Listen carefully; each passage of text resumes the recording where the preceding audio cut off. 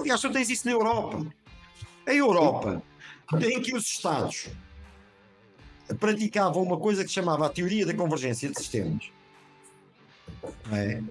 Que era a social-democracia, em que os Estados tinham empresas públicas de eletricidade, de combustível, telecomunicações.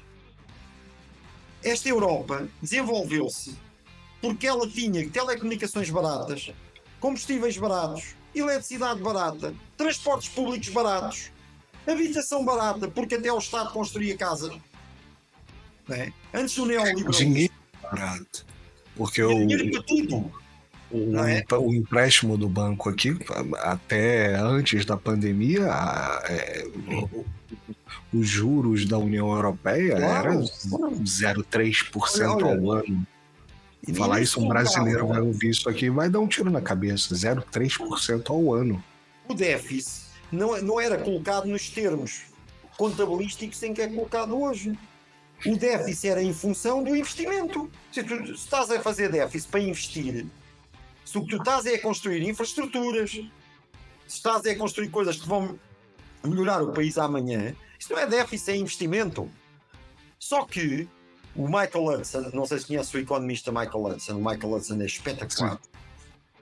O Michael Hudson diz uma coisa e eu acho que ele tem razão, que é: quem introduz, o pessoal às vezes pensa que é a Alemanha que introduziu estas ideias do controle do déficit, porque queria que o Banco Central Europeu e a política monetária europeia funcionasse à imagem da alemã.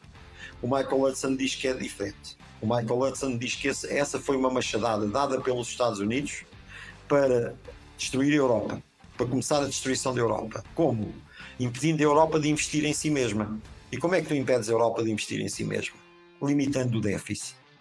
Se não puder gastar mais de 3% ao ano de déficit, tu não consegues investir. E a verdade é que a Europa não consegue ter uma internet de jeito, uma 5G de jeito. A Europa não está toda ligada por linhas de alta velocidade. A Europa não tem, ou seja, tem uma necessidade enorme de infraestruturas de topo, que até determinada altura era aquilo que tinha de vantagem em relação ao mundo inteiro. Quando havia investimento público, quando tinha empresas públicas. Claro que se tu não tens, se tens uma empresa como a Eletricidade de Portugal, a EDP, que dá 300 ou 400 milhões de euros por ano de lucro, ou mais, se esse lucro deixa de ir para o Estado, quem é que vai pagar aquilo? Alguém tem que pagar aqueles impostos. E não é só isso, né, Hugo? Se você, por exemplo, não tem uma empresa estatal que produz trem, por exemplo, claro, né? Você vai ter que comprar da privada, e aí a privada vai te vender mais caro, né? Você tocou num ponto aí para mim que é essencial. A logística da Europa já era excepcional. Era só continuar. E não continuou. Continuar a modernizar. Tu queres ver? Isto há algo mais contraditório que isto. O que é que procuram todas as empresas privadas pequenas? Crescer. E porquê é que elas querem crescer? Para ganhar escala. Porque a escala permite o quê? Custos de produção mais baixos, lucros mais elevados. Então o Estado, quando privatiza, está a ceder o quê? Escala. Escala. Escala. Está a dar ao privado aquilo que era uma vantagem para todos. Aquilo que o privado procura com muito esforço, que é a escala, com a privatização o Estado entrega-lhe bandeja. Aí tens dinheiro, olha, dá cá, toma lá. Só que essa escala deixa de funcionar para toda a gente e passa a funcionar. Mas isto também tem a ver, quando eu ouvia trabalhadores dizerem assim, isto privado ou público é igual. Quer dizer, quando uma pessoa não consegue perceber a diferença, tu por aqui vês o atraso, não é? O quão atrasados estão as mentalidades e as consciências. Não é? Porque não percebem, por exemplo, isso também não era nosso, era do Estado. Então, mas do Estado não é dele. Porque as pessoas, mas lá está esta lógica individualista, liberal, que é o que é teu, é o que está aqui na tua mão. É a americana, que é o tipo da espingarda, da passadeira. Não dá na passadeira, porque alguém vem aqui à minha casa, nem na polícia o homem confia. Não é? Mas olha o Estado dos Estados Unidos. infraestruturas. Aliás, há país... Nunca teve, né? Só crescem à custa da pilhagem da Europa, hoje em dia. Do mundo, né? E do mundo inteiro. Mas então da Europa tem sido uma coisa absurda.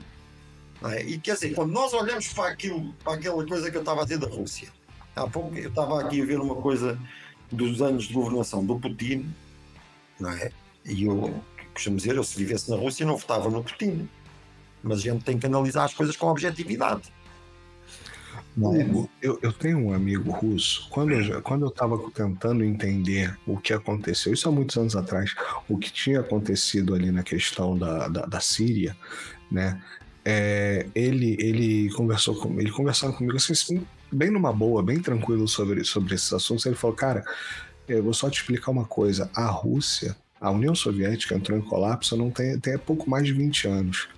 A Rússia, há 10, 12 anos atrás, ela tinha quebrado financeiramente. Uma coisa... Absolutamente.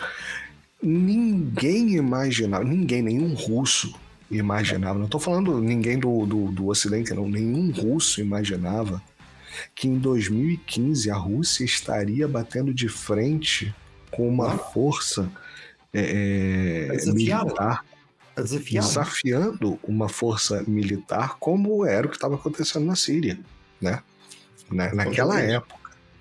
Então, vamos lá, tu tens e é engraçado que, apesar destes sucessos todos, em 2022 surgiu um estudo que dizia que naquela altura a União Soviética, quando acabou, crescia 3% ao ano, e eles diziam que a economia estava estagnada. 3% hoje em dia é uma coisa fantástica. Eles dizem que bastava ter continuado a crescer 3% ao ano. Em 2022 a Rússia ainda não tinha atingido o PIB que a União Soviética teria se não tivesse acabado. Portanto, para tu veres o tombo que eles levaram. A esperança média de vida deles 10 anos num curtíssimo período de tempo. Sim, menos de 10 anos. Aliás, tu tens um tipo que muda totalmente a sua perspectiva do mundo e da vida, que é o Jeffrey Sachs, porque viveu dentro disso. Ele era o coordenador do programa económico dos Estados Unidos para a Rússia. Vou chamar aqui no canal. E ele vai aos Estados Unidos e diz assim, e vai ao presidente americano e diz, ao Clinton, acho que foi ao Clinton, e diz, isto não há dinheiro para a Rússia, vai aqui tudo. E ele responde, amigo, isto é mesmo para cair, nós não queremos nenhum vestígio do Partido Comunista ali. Portanto, tudo o que houvesse do passado era Partido Comunista. Isso era para apagar essa memória. Portanto, mas isso vai colocar milhões de pessoas na miséria. Ele não quer saber. Não há dinheiro para ninguém. E ele nessa altura é que ele percebeu. Ele diz que nessa altura é que percebeu quando que afinal eles não eram os bons. Que eles não estavam ali para ajudar. Coisa nenhuma. E a verdade é que Putin acaba por ser o homem que trava isso.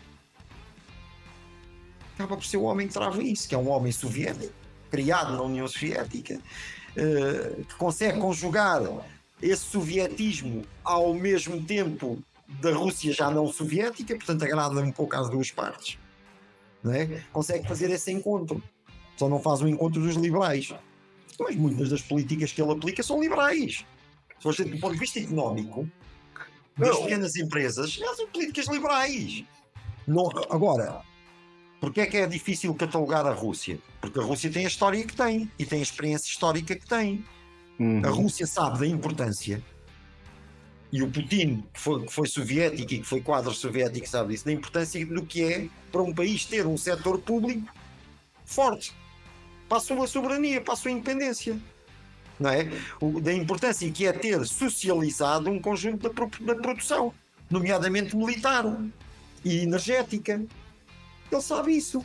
Sabe que especialmente aquele país durou 70 anos foi por causa disso. Portanto, o que ele pensa é, se nós estamos sob agressão, não é? Se continuamos sob agressão, se aqueles tipos afinal não nos reconhecem como iguais, eu não lhes vou vender isto. Aliás, um dos primeiros gajos que ele prende por fraude fiscal é o tipo da Iucos, porque queria vender a empresa aos americanos. E ele vai vender, vais. Então aquilo era do petróleo russo. Era uma empresa de petróleo Rússia, não podia ser. Portanto, E há aqui um documento que mostra que diz, por exemplo, no PIB, em 99, quando ele entra, era 195 bilhões de dólares. Atualmente é 2 trilhões. Portanto, cresceu 11,3 vezes. 11,3 vezes. E esse número, eu estava vendo uma análise do Alexandre. Não é PIB. Não, PIB. Esse número, eu estava vendo uma análise do Alexander Mercury, não tem 2 semanas isso, onde ele estava analisando esses números e ele estava explicando sobre a questão da capacidade produtiva, industrial, não sei o que lá, e ele arriscava, e porque essa é uma coisa que ele já fala há anos, essa questão desse cálculo errado de que o Ocidente tinha da Rússia ser... do poder de compra. Tu tens que fazer a paridade do poder de compra. Não, sim, mas não era nem na paridade do poder de compra, não. Era dentro da capacidade produtiva e tudo mais, esse PIB talvez chegue a 9 trilhões. É muito mais. Aliás, isso é o que o Martianov diz, até sobre a China, sobre a história dos Estados Unidos serem a maior economia.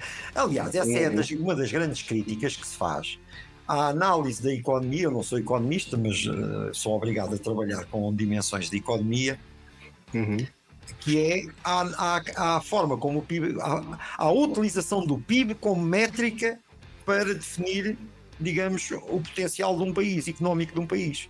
O PIB é uma péssima métrica. É uma péssima métrica, porque tu, no fundo, só estás a ter em conta só aquilo que tem valor de mercado direto, enquanto não é? O lance do PIB é que ele pega o giro do dinheiro, a troca de mão. Então, o que está latente. Sim, olha, então assim, eu compro um imóvel, aí eu faço um empréstimo no banco, aí o banco compra o imóvel, vira PIB, passa para mim, vira PIB, eu revendo, vira PIB. Mas se tu não rodar, já não é PIB, não é? Portanto, o Mercúrio fala de uma coisa a respeito da Rússia, não foi logo no início da guerra, que ele dizia assim, que uma vez foi visitar umas empresas russas e viu que havia linhas de montagem que estavam fechadas, à espera de serem utilizadas numa situação de crise. E ele diz assim, mas num país neoliberal era uma coisa impensável.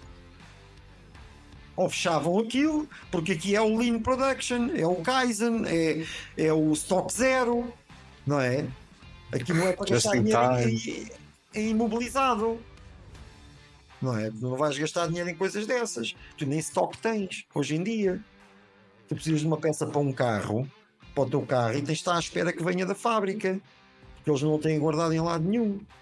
E ele diz, não, mas tu quando vais para a Rússia, ou para a China, ou para o Irão, eles têm capacidades latentes que não estão utilizadas. Eles têm trabalhadores que não estão a trabalhar, quase, mas estão ali para o que der e vier. Hugo, eu vi isso no Brasil, na antiga Sermetal, que é um estaleiro na boca da Ponte Rio-Niterói. Quando você atravessa a Ponte Rio-Niterói, você vê os grandes guindastes. E hoje, naquela época, né? Hoje eu nem sei como é que tá, mas naquela época já era uma massa falida. Só que essa massa falida tinha operação, mas você tinha muito maquinário ocioso desligado. Você tinha galpões e mais galpões com maquinário fechados, sabe? Não passava uma pessoa. Agora, o Ocidente, a Europa e Estados Unidos, né? Quando eles investem nesse capital intelectual, né? Que é o trabalho de escritório, né? O pessoal de escritório, desenvolvimento de software, aquele negócio todo, isso é legal, isso tem que ter. Mas você viu, há pouco tempo atrás, o Facebook mandou quase 30 mil ou 10 mil pessoas para a rua. É uma perda de valor. Da noite pro dia. Num país como a China, ou como a Rússia, ou como o Irão, essas pessoas são aproveitadas para fazer outras coisas. Mas são às vezes empresas públicas ou cooperativas. Tu tens a Huawei, é uma cooperativa, na prática. Mas o negócio é que uma indústria, você não consegue, mesmo que ela vá à falência, você não consegue desmantelar ela totalmente. Ela existe, essa massa falida, e ela fica ali. E se você tiver uma necessidade de produção, se você tem um boom de construção naval... E tens as competências das pessoas. Exato. Se você tem um boom de construção naval imediato ali, o maquinário tá lá. É só você ligar, passar um paninho para limpar e vamos embora. Vamos cuspir navio, sabe? E essa coisa da indústria, a produção industrial, é que é o valor mesmo, né? E o PIB... Isso com a lógica de financiarização do sistema económico. Porque o Ocidente convenceu-se que se dominasse o sistema financeiro, dominava o mundo. Porque dominava o dinheiro. Só que se esqueceu que o dinheiro serve para comprar coisas. E, como Marx dizia, as coisas valem pelo seu valor de uso. Se elas não tiverem valor de uso, não valem nada. Podem não valer nada. Porque o Martial 9 é que diz sempre isto, que é: tu podes viver sem iPhones, mas sem comida é que não. Sem água também não. Não é? Portanto, e isso é que vale realmente em situações de crise, principalmente. E por isso é que eu acho que esta falência do sistema liberal, deste establishment político, eu chamo-lhe, no caso dos Estados Unidos, chamo-lhe uma oligarquia política. Tu tens duas oligarquias políticas, não é, que estão cartelizadas, as duas, e funcionam como um cartel, uma para a outra, em simbiose. E fora da oligarquia política não há política. Ela existe, mas não tem representação.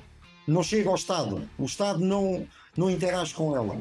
E esta oligarquia política, aqueles políticos que lá estão não são sequer os oligarcas políticos. São apenas representantes dos oligarcas políticos. Alguém acredita que no final disto tudo é o Biden ou o Trump, dois, por amor de Deus. Não é?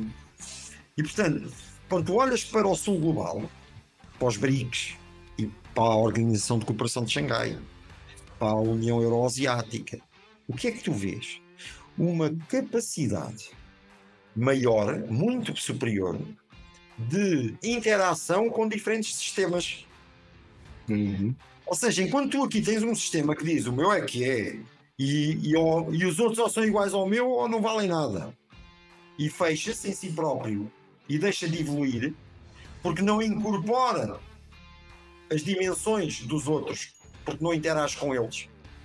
Aquele é comunista, não dou. Aquele é autoritário, não dou. Quando no fim a gente vai ver, eles só não se dão com todos os que não se deixam mandar por eles.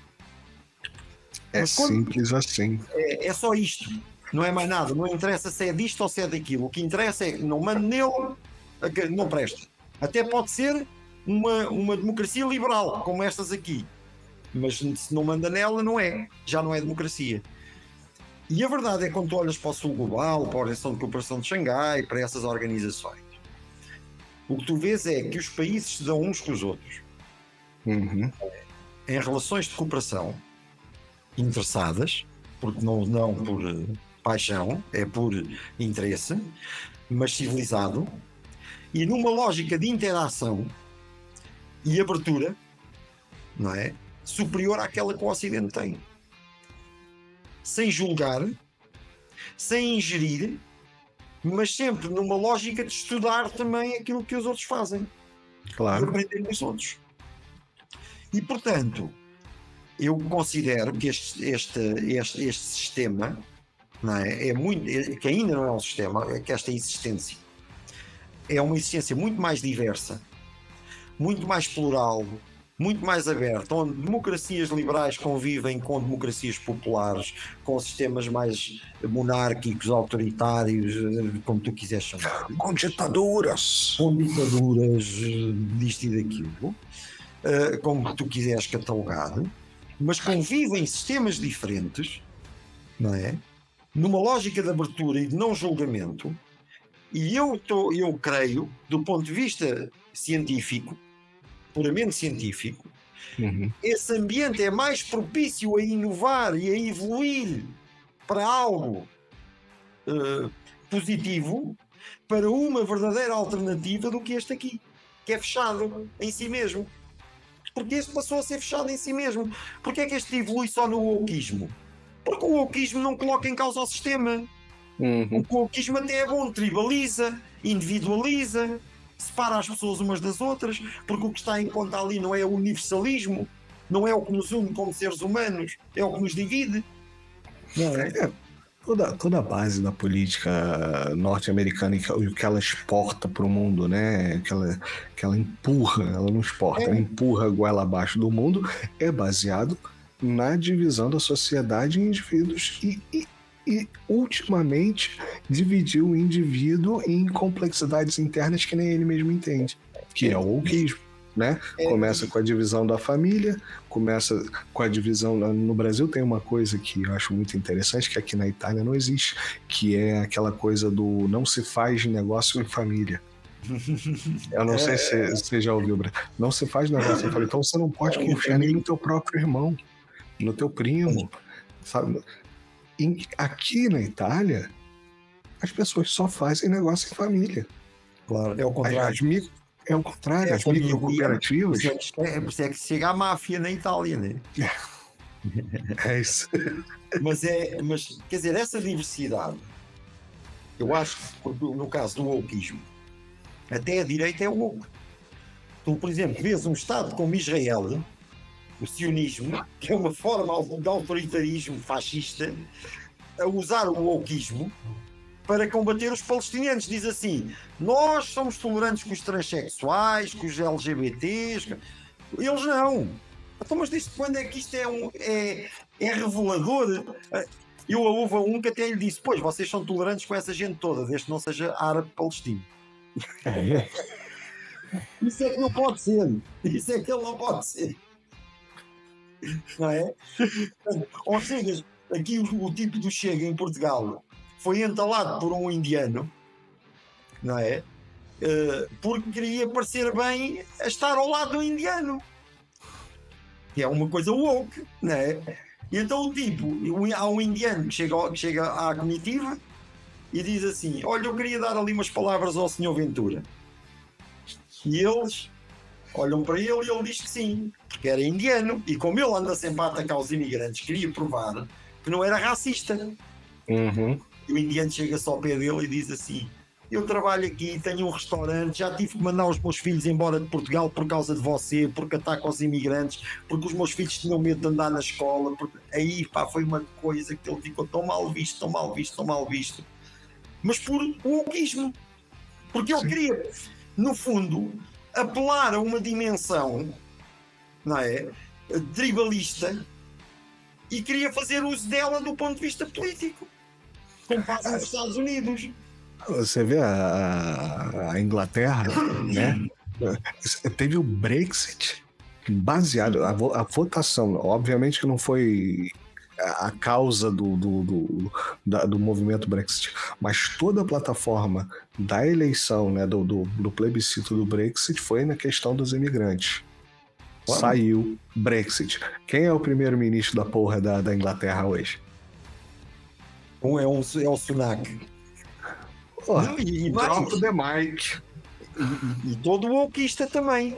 É um tipo neoliberal, reacionário, do pior que há. Mas é wokeista também. Sim.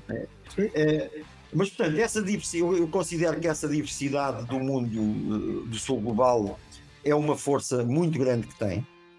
O facto de não ter preconceitos contra a propriedade pública, contra essas dimensões, é muito importante. Tu vês, todos esses países têm propriedade pública muito, muito forte. Mesmo a Arábia Saudita, a maior empresa do mundo é do Estado Saudita, não é? A maior empresa, aquela Aramco, a maior energética do mundo, é uma empresa pública. E se fosse no Ocidente, isto tem que ser privado, tem que ser... Portanto, eles são muito mais abertos à racionalidade, acho que acabam por ser mais abertos à racionalidade económica da coisa. E depois, o facto de serem países oprimidos, historicamente, fez com que desenvolvessem dimensões de soberania e de necessidade de proteção da sua soberania, porque percebem que, isto não quer dizer que sejam todos assim, mas eu observo esta tendência. que é o de perceberem que a proteção dessa soberania está intrinsecamente ligada ao controle público de determinados meios de produção. E o Sergei Glaziev, diz que nessa dimensão, o Sergei Glaziev é um dos principais economistas que trabalha para a União Euroasiática e tem um livro muito interessante, por acaso, sobre a falência económica do Ocidente, e está traduzido para inglês. E ele diz que nessa dimensão é um sistema mais socialista, digamos, desse ponto de vista, onde não é socialista, ou seja, há muitos que são, mas há outros que não são, mas é no sentido em que tem mais propriedade socializada, digamos assim, e não tem preconceitos a respeito da propriedade socializada. E eu estou a crer que todas estas multiplicidades de existenciais são uma força muito grande. Isto que faz muita confusão ao Ocidente. Como é que estes países estão diversos entre si, conseguem conviver uns com os outros em organizações internacionais e dar ordem à coisa? Porque na lógica ocidental ou somos todos iguais, ou então isto não funciona. E tem que haver um comando sozinho. Porque se não houver um comando, isto não... E não percebem o que é a lógica da cooperação, não é? Do trabalho coletivo, do compromisso coletivo. Não percebem o que é isso, mas aqueles países percebem. Há muitos daqueles países que percebem isso. Eu acho que isso é uma força muito grande e é uma fraqueza muito grande do Ocidente, e acho que esta tendência do Ocidente para esta cristalização é o que está na origem da sua falência. É isso. Hugo, porra, 1h15 da manhã, Hugo, a gente não consegue. Tu não te calas, pô. Eu não calo a porra da boca. Eu marco a hora errada, eu não calo a porra da boca. Amanhã ainda vou tomar esporro do vizinho. Sacanagem, boa noite, gente boa, mas com certeza vai falar. Cara, mas mesmo a gente tendo decidido de novo o planejamento de uma hora, que nunca vai acontecer. Vamos botar na cabeça, não vai acontecer. Uma hora é impossível a gente conseguir bater um papo. Mas eu queria, só para que o Álvaro, porra, comentou aqui, eu